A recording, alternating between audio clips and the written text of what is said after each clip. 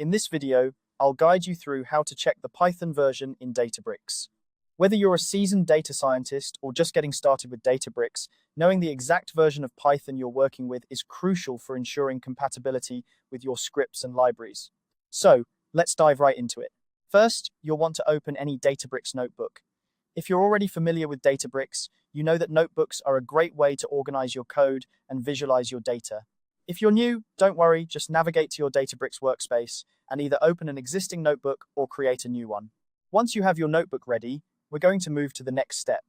In a new cell, type the following snippet of code. It's just a couple of lines, so it won't take long to type out. Here we go. Type import sys on the first line, and on the second line, type print sys version. This simple code uses Python's built-in sys module, which provides access to some variables used or maintained by the Python interpreter.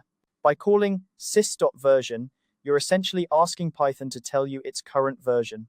Now that you've typed that out, it's time to run the cell.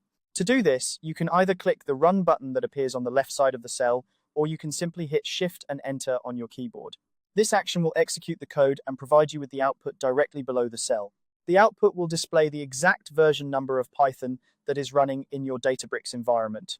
For example, you might see something like 3.10.12. Alongside the version number, you'll also receive some additional information, such as the build date and compiler information.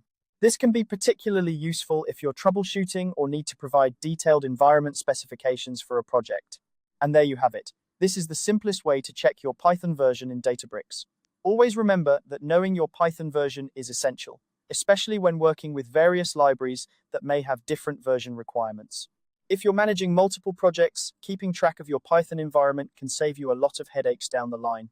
If you found this guide helpful, make sure to like the video and subscribe for more tutorials. We're here to help you make the most out of your data science journey. Thanks for watching and happy coding.